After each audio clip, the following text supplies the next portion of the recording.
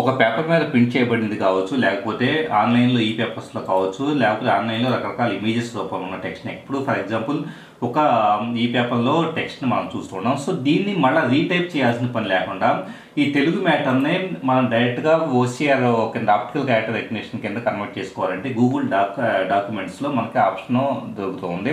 ఇక్కడ once Google డాక్యుమెంట్స్లోకి వెళ్ళిన తర్వాత ఫస్ట్ ఆఫ్ ఆల్ సెట్టింగ్స్లోకి వెళ్ళేసి ఇక్కడ ఒక చిన్న ఆప్షన్ సెలెక్ట్ చేసుకోవాల్సి ఉంటుంది, కన్వర్ట్ అప్లోడ్స్ అని. కన్వర్ట్ అప్లోడ్ దాన్ని టిక్ పెట్టేసి డన్ అనే బటన్ ప్రెస్ చేస్తున్నాం అంటే కనుక నెక్స్ట్ టైం న్యూ అనే ఆప్షన్ని సెలెక్ట్ చేసుకుని ఫైల్ అప్లోడ్ తీసుకొని మీ దగ్గర ఏదైతే కనుక తెలుగు టెక్స్ట్ ఫైల్ ఉందో ఆ పర్టికులర్ ఫైల్ని సెలెక్ట్ చేసుకోవాల్సి ఉంటుంది. ఇప్పుడు ఫర్ ఎగ్జాంపుల్ ఒక న్యూస్ ఐటమ్ని ఇమేజ్ ఫైల్ని నేను అప్లోడ్ చేస్తున్నాను. ఓపెన్ అనే బటన్ ట్యాప్ చేసేసి ఆటోమేటిక్గా అప్లోడింగ్ పూర్తయిపోతుంది.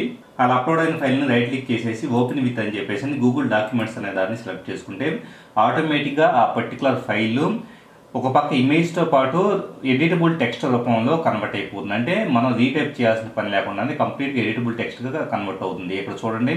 సో ఇక్కడ ఈ మ్యాటర్ వచ్చేటప్పుడు కింద మ్యాటర్ కనపడుతుంది చూసారా, దీన్ని మనం ఎక్కడైనా కాపీ చేసుకోవచ్చు. ఎక్కడ ఒరిజినల్ ఇమేజ్ కనపడుతుంది. సో ఈ మ్యాటర్ని మనం సింపుల్గా కాపీ చేసేసుకొని ఏ పర్టికులర్ ఫేస్బుక్ వాటిలోనూ డైరెక్ట్గా వెళ్ళేసేసి మనం పేస్ట్ చేయడానికి ఆప్షన్ ఉంటుంది. ఫర్ ఎగ్జాంపుల్ పేస్ట్ చేయవచ్చు.